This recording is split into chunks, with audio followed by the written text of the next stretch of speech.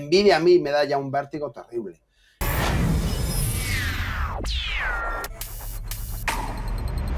Quiero que me analices el mercado. ¿Cómo ves el IBEX 35? ¿Lo ves mucho más arriba en el corto plazo?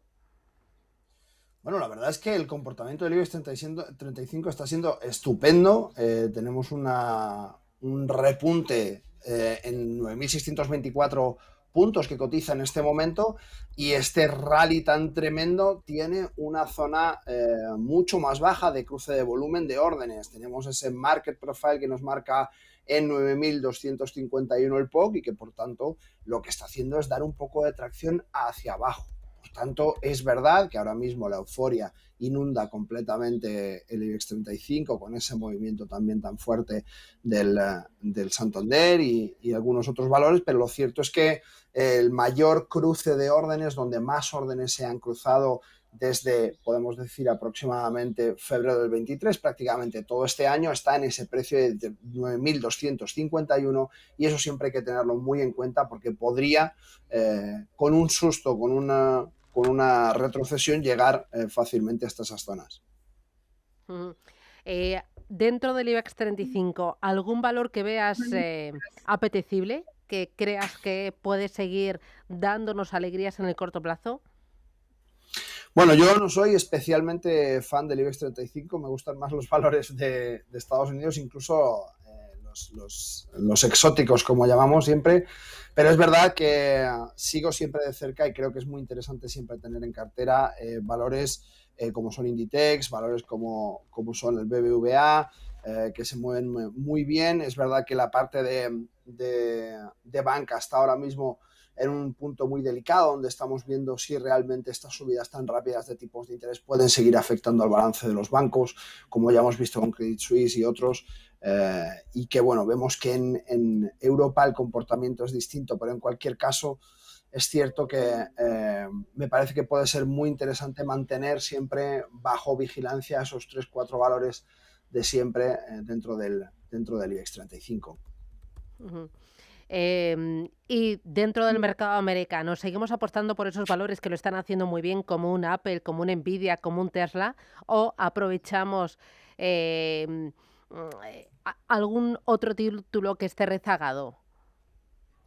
Pues mira, te pongo el gráfico de Nvidia en pantalla, y es que para los oyentes que nos estén siguiendo por YouTube van a poder ver también este gráfico, donde vamos a poder distinguir claramente la subida de Nvidia, que ha sido absolutamente brutal, que además, después de ese gap tan tremendo de en torno al, te voy a decir exactamente, un 14% de gap, que es una salvajada.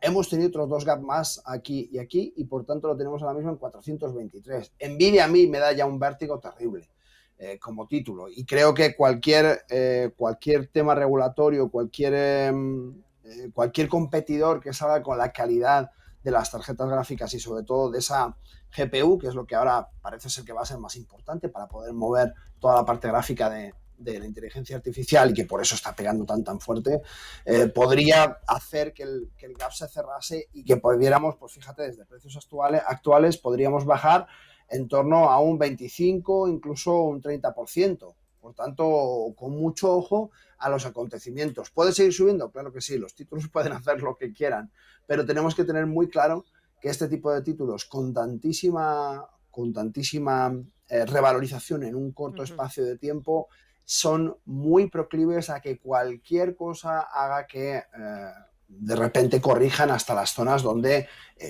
por la parte fundamental, tendría sentido que se encontrasen esos precios de cotización. Ujú. Voy a ir con los oyentes, empiezo por el canal de YouTube de Radio Intereconomía, me empiezan a entrar las primeras consultas.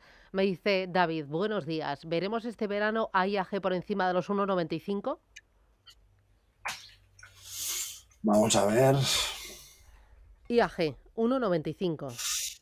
1,95 no es Muy difícil, bien. no es difícil. Ujú.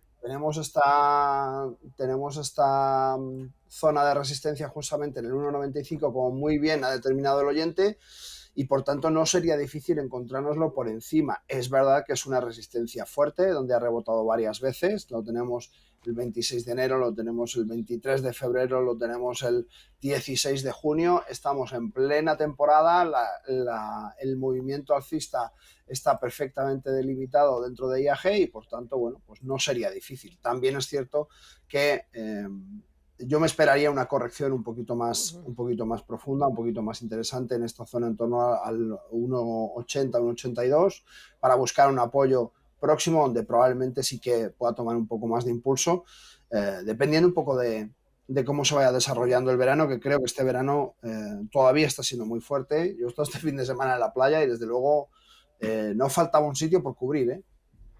Ya, tremendo.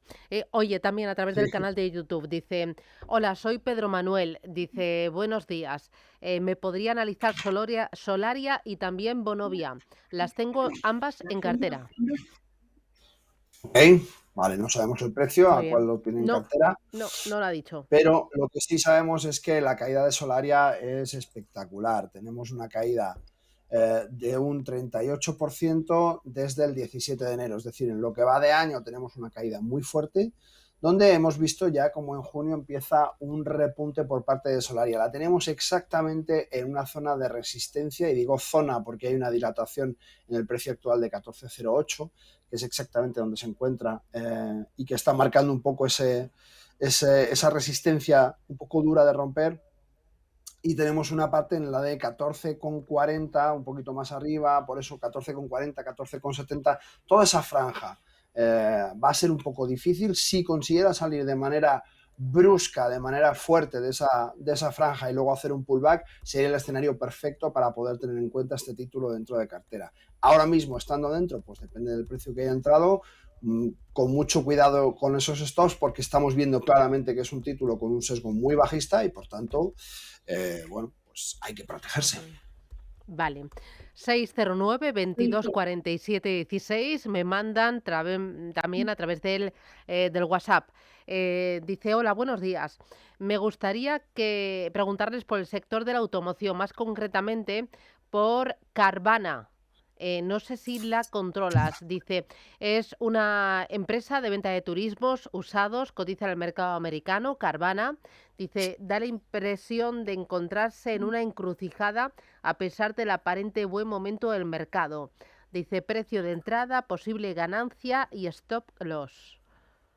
¿La tienes en mente, Bueno, si es la Carvana? que yo he encontrado, Carbon Co, dentro del NISE, que parece ser que es a lo que se refiere el oyente, la tenemos cotizando a un precio de 25,92, pero viene de 370, es decir, estamos viendo claramente incluso un poquito más, 377, 376,44, su precio máximo en 10 de agosto del 21. Esto supone una caída absolutamente terrible. Los precios, los títulos que se deprecian tantísimo y que llegan a una zona baja como esta, que lo hemos tenido hasta en 5,40, vemos, lógicamente, son esas penny stock de las que hablamos muchas veces, donde el bajo grado de monetización que tienen hace que sea muy difícil y que sean muy volátiles en cada uno de los movimientos. Nos hacen un 15, un 20, un 50% con poquitos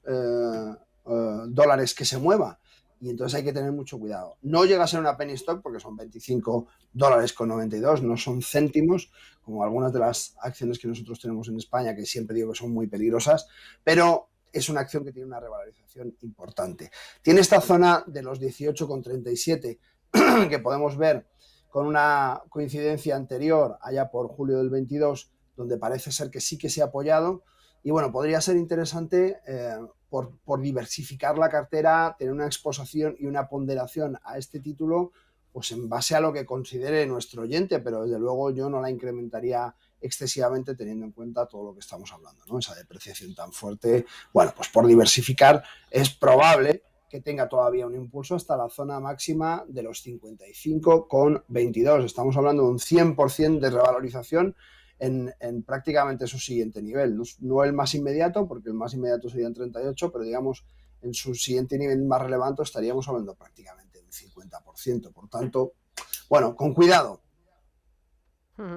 Vale, Carlos, buenos días.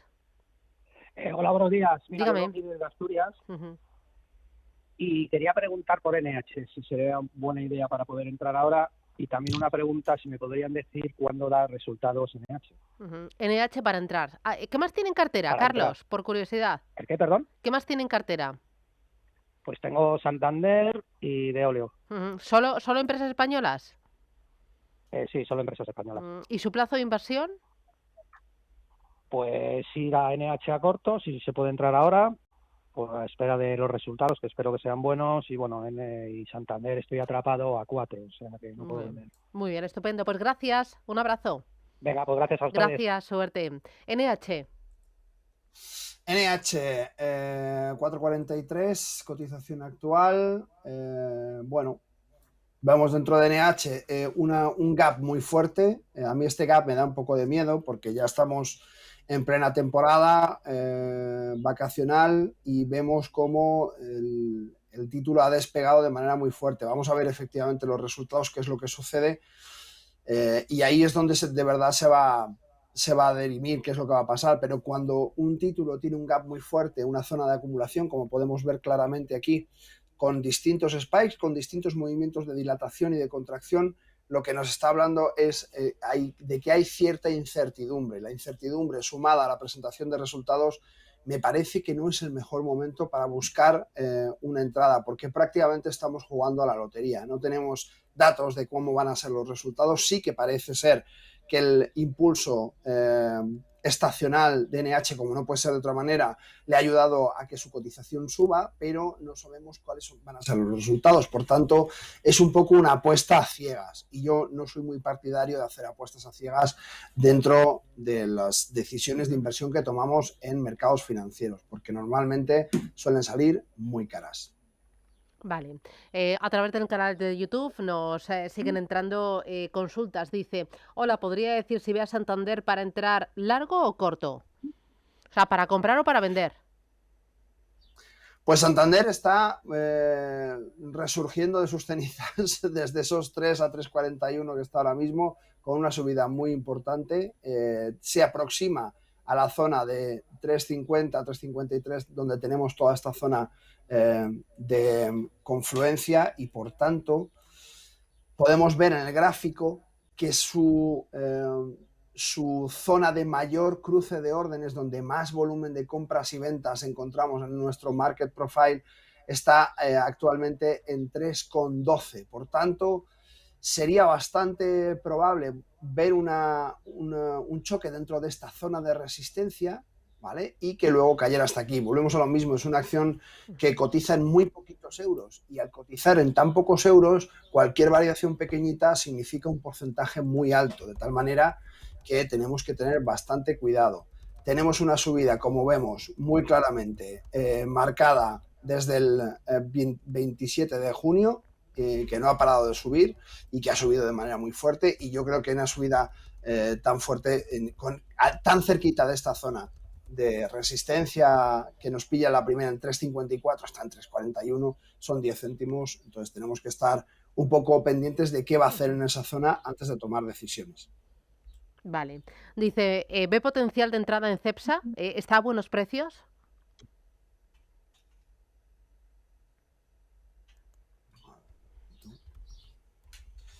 Vamos a ver, Cepsa. Endesa. Endesa.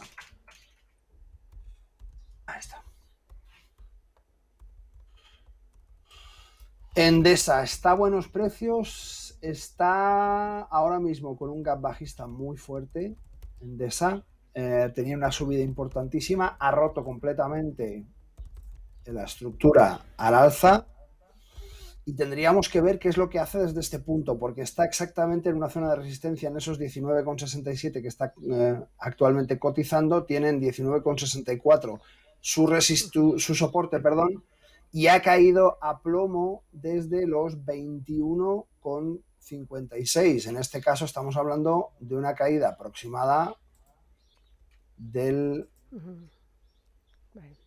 8%, un 8,49. Ese 8,49 es un gap muy grande. Lo más probable es que al apoyarse en esta zona de resistencia, en esta zona de soporte concretamente, tenga un impulso hasta la zona de resistencia que es ahora actualmente, y vamos a ver qué es lo que hace ahí. Yo en títulos así siempre me espero a ver el comportamiento, porque si rompe hacia abajo de manera clara, entonces sí nos está marcando una direccionalidad, un cambio de tendencia, un cambio de impulso. Hay que ver dentro de los fundamentales qué es lo que ha pasado en la compañía para entender si esto tiene una justificación fundamental o, por el contrario, es por una simple cuestión estacional, y ver qué es lo que está pasando, ¿vale? Pero en principio, a nivel técnico, que es lo que le puedo decir, está justamente en la encrucijada de ver si rompe finalmente hacia abajo o, por el contrario, levanta hasta su actual zona de resistencia, que serían los 20,71, que era su anterior. Estupendo. Buenos días, ¿me puede analizar Unicaja, ASML y Amadeus? Dice, gracias, soy Alberto Sanz. Unicaja, ASML y Amadeus. Vale. Vamos con Unicaja para arrancar. Bueno, Unicaja la tenemos justamente después de esa zona de POC de confluencia de distintas órdenes, donde el market profile nos muestra claramente cómo en los 0,93 es donde más órdenes se han cruzado, y por tanto actualmente cotiza en 0,97, ha superado con fuerza esa zona y está marcando un sendero alcista importante a corto plazo. Vamos a ver, importante tener en cuenta que en la zona de 0,93 podría ser un soporte importante hasta que no salga de la zona donde se encuentra, que parece ser que lo va a hacer con bastante solvencia. Por tanto, bueno, Unicaja, una opción muy interesante. Vamos a ver ASML. Muy bien. Este lo ha hecho muy bien, ¿no? Lo que va de año. Sí, lo ha hecho francamente bien. La tecnología va como una moto tanto en Estados Unidos como aquí en Europa. Sí, tiene ese comportamiento que nos gusta mucho de escalerita, donde va corrigiendo y va afianzando cada una de las subidas, y por tanto lo tenemos ahora mismo en 666,90, después de una subida que comenzó en octubre del 22. Como bien dices, todo este año subiendo de una manera muy lógica, muy cuadradita y muy perfecta. Y si nos vamos a ver el gráfico de este año para poder entender un poquito cómo se está comportando, perdón, veremos que la zona a tener en cuenta está muy lejos. Estamos hablando de los 576,30 y estamos actualmente en 666, 667. Por tanto, estamos hablando de muchísima corrección para este título, pero es que el siguiente soporte lo encontramos en la zona de 633. Por tanto, a mí no me parece que sea un movimiento descabellado, ni muchísimo menos, y que podemos seguir utilizando esta zona de soporte para cubrir la posición como consideremos oportuno y continuar dentro del título, porque nada nos dice que tendría que ir mal. Al contrario, toda la parte de semiconductores está funcionando muy bien y por tanto yo creo que tiene todavía bastante tirón. Vamos a ver mientras tanto Amadeus. Muy bien. Eso, Amadeus, que era otro de lo que nos planteaba. Eso es. Pues bueno, Amadeus tiene una divergencia bajista importante, una subida muy trepidante y una divergencia bajista importante con MACD. Y este tipo de cosas siempre hay que tenerlas en cuenta, porque de momento nada parece frenar al título, por tanto es muy habitual que nos pille desapercibidos una corrección dentro de este título, pero todos los máximos desde febrero de este año hasta el momento actual nos marca una divergencia importante, y esto lo único que sirve es para que estemos ojo a visor y que nuestros stops estén muy bien situados en zonas estratégicas. En el caso de Amadeus, que nos cotiza en este momento en 68,98, estamos en plena temporada, por tanto estacionalmente le va fenomenal, pero recordemos que la subida empieza desde el 20 de febrero, es decir, no es una subida simplemente por la estación, por el momento cíclico en el cual nos encontramos y por estar en el pico de su negocio, sino que están empezando a hacer las cosas mucho mejor y eso se ve en el precio. No obstante, como decimos, una subida importantísima, en este caso de un 29%, que podría tener una corrección también importante, ¿vale? Por tanto, con mucho cuidado Amadeus. Si vemos solamente este año el POC se nos quedaría en la zona de 57,90, así que ojo, porque si hubiera una corrección fuerte podría caer hasta ese punto. ¿Okay? Muy bien. Voy ahora con nota de voz. Vale. Buenos días. Me gustaría que el analista analizase las acciones de Aedas Homes. Las tengo con ganancias, cerca de un 20%. Ver si es un momento de salida o si las puedo dejar todavía. Y también si ve posible la entrada en SACIR a los precios actuales. Un saludo y muchas gracias. Muy bien, Aedas y SACIR. Aedas, es que no lo había entendido. Eso, Aedas. Vale, vamos a empezar con SACIR. Ahí está. ¿Vamos con ello? Con SACIR en pantalla. Y bueno, SACIR en zona de resistencia, apoyándose en esos 3,15. Vamos a ver un poco el histórico de SACIR. Pues zona muy importante. Estamos en zona de máximos y por tanto su máximo es de 3,16 y está en 3,15. Vamos a mirarlo con más datos por si acaso vemos algo más de histórico. Te lo puedo decir, pero en cualquier caso, todas las compañías que están en máximos históricos tenemos que tener mucho cuidado porque evidentemente nos podemos encontrar con un fuerte rebote dentro de esos máximos históricos. Por tanto, bueno, siempre hay que ser bastante cautos, ¿no? Efectivamente, disponiendo de más datos, tenemos en 2014 hasta 3,83, que sería su máximo histórico, pero es su máximo más relevante desde 2015. Por tanto, bueno, como decimos, todas las compañías que se encuentran en esta zona de máximos tenemos que tener mucho cuidado porque tienen un porcentaje incierto de subida y una capacidad de bajada muy importante. Por lo menos hasta esta zona de 2,79 estaríamos hablando pues, de una posible caída hasta su primer soporte de un 11%. ¿Vale? Entonces esperemos a confirmar figuras de ruptura con pullback, con throwback en este caso para poder continuar hacia adelante, veamos si hay una acumulación, veamos en fin todo el gráfico con cuidado porque está en una zona para estar vigilada correctamente. Muy bien. Mira, me interesa también la onza de oro. ¿Cómo ves el oro? Lo está haciendo muy bien este año, ¿no? Bueno, el oro en principio lo que está es empezando a recuperar su comportamiento normal. Ha tenido un comportamiento un poco fuera de sitio que mientras que los índices subían, el oro subía también y nos tenía todos un poco desconcertados. Ahora tenemos a los índices subiendo y el oro corrigiendo, que es lo normal. Es decir, el oro, la onza de oro Troy es el valor refugio por excelencia, donde todo el mundo se quiere refugiar cuando hay curvas, cuando hay problemas en los mercados. Y entonces tiene sentido que cuando los índices suben, la onza de oro Troy baja, porque el capital pivota desde las zonas o los activos refugio, mejor dicho, hasta las zonas un poco más dinámicas, más volátiles, con más riesgo, como son en este caso los índices.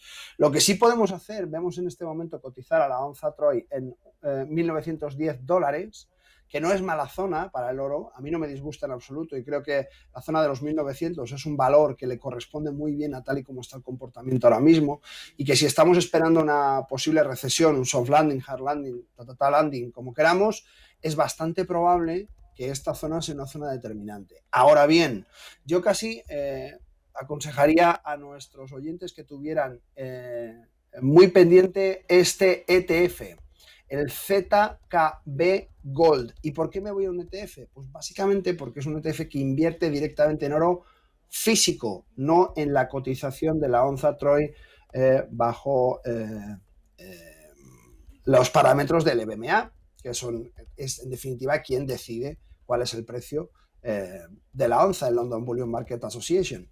Aquí vemos claramente este ZKB Gold que nos marca una caída mucho más sostenida y tiene un comportamiento mucho más amortiguado, puesto que el hecho de comprar y mantener el oro físico permite una reserva de valor que no tiene simplemente la posición dentro del precio de la onza Troy en el EBMA. Por tanto, si estamos viendo en este momento que los mercados están subiendo, que el capital del oro está pivotando hacia los índices, es más interesante buscar un activo relacionado al oro, como es este ETF que compra oro físico, que tenga un comportamiento más amortiguado. Vale. Voy con José, buenos días. José. Buenos días. Hola, dígame, José. Hola, buenos días. Ujú. Lo primero, enhorabuena por el programa, me Gracias. encanta. Ujú. Y quería preguntar a la lista por Telefónica, compradas a 4, Santander y Petrobras, que es una empresa brasileña de petróleo. Muy bien. Por esas 3. Pues gracias, muy Muchas amable. gracias. Gracias, adiós. ¿Qué dices? Vamos a ver, Santander lo hemos comentado ya antes, esa subida tan trepidante que tenemos que tener en cuenta. Petrobras, lo tengo aquí, no lo tengo aquí. Vale, lo saco por otro lado, no hay problema. Petrobras está en el Bovespa, ahí está. Sí. Bueno, cotizando a 29,56, subida absolutamente trepidante, ha roto su anterior resistencia de 25,88 y la dilatación posterior hasta 28,27.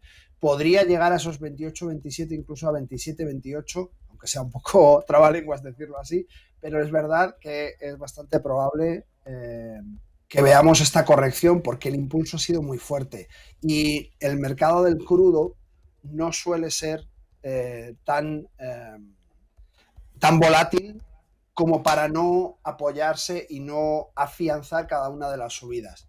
Por tanto, es probable que nos encontremos a Petrobras en esos 27,28 o incluso en los 28,32. Cualquiera de esas dos zonas o intermedias sería un apoyo para Petrobras. El Bovespa es verdad que es uno de los índices que a mí más me gustan por la capitalización que tiene y por lo desconocido que es en España, y me parece que es uno de los índices que hay que tener en el radar porque salen oportunidades buenísimas. Lo único que tenemos que tener en cuenta es que hay un cambio de divisa que tiene que lógicamente afecta en todas nuestras inversiones y ya está, hacer ese cálculo para ver cuál es el ratio de exposición a la divisa y ya está, ¿vale? Es decir, inversiones a largo plazo en una divisa que no sea el euro, estamos muy acostumbrados a hacerlos en dólar, pero ya no estamos acostumbrados a hacerlo en reales, por ejemplo, en este caso, o cuando hablamos del Colcap de Colombia en pesos, en fin, todo este tipo de cosas tenemos que tener en cuenta si vamos a medio o largo plazo, donde de verdad las variaciones de divisa pueden ser significativas, más en estos países que la divisa fluctúa muchísimo. Pero muy interesante. Telefónica, vamos con ella. Telefónica es un título que a mí no me gusta de nunca jamás, ni cuando iba bien. Ya. Pero es cierto que vemos un comportamiento importante donde desde diciembre del 22 ha resurgido bastante y esto significa que cotizando con tan poco dinero estamos hablando de una revalorización de cerca del 28,76% y por tanto es una revalorización muy importante que tenemos que tener en cuenta y que no es ni mucho menos despreciable. Ahora estamos hablando desde esos máximos de una caída casi del 13%, con gap incluido. A mí Telefónica no me gusta, me parece que no están haciendo las cosas especialmente bien, que suben porque tienen el apoyo que toda empresa querría tener y por tanto consiguen salir adelante, pero lo cierto es que yo no encuentro que estén haciendo nada especialmente bien como para que puedan incrementar su cotización. Y sí que han hecho muchas cosas mal, como la compra de O2, todas las inversiones que han hecho en Chile, todas las inversiones que han hecho en Sudamérica, la gran mayoría les han salido mal y de ahí una gran depreciación de sus activos y por tanto ya te digo que a mí no me gusta cómo se lleva esta compañía. Vale. Me interesa también el cambio euro-dólar. ¿Cómo lo ves en el cortito plazo? Vamos con euro-dólar. Pasamos a Forex y euro-dólar. Pues mira, en euro-dólar tenemos además este comportamiento donde vemos que toda la zona del POC está más abajo, en el 1,06. Es verdad que ahora mismo estamos un poco viendo cómo se va a comportar, qué es lo que va a hacer. Ahora mismo lo que me preocupa del euro-dólar es sobre todo la parte del dólar, que probablemente va a resurgir con un poco más de fuerza y que aún hemos visto esta ruptura dentro del canal alcista que estaba marcado, además un canal bastante difuso que podemos ver y es bastante probable que nos vayamos hasta esa zona de congestión donde más acciones intercambian en esa zona del POC donde mayor volumen hay en el market profile, que sería el 1,0672. No digo con esto que el euro dólar vaya a caer en breve al 1,0672, pero sí que tiene una atracción superior en esa zona de la gráfica y que por tanto es bastante probable que se vuelva a apoyar en el 1,8291, que sería su siguiente soporte actualmente, o que incluso caiga un poquito más abajo hasta la zona de 1,0750 aproximadamente.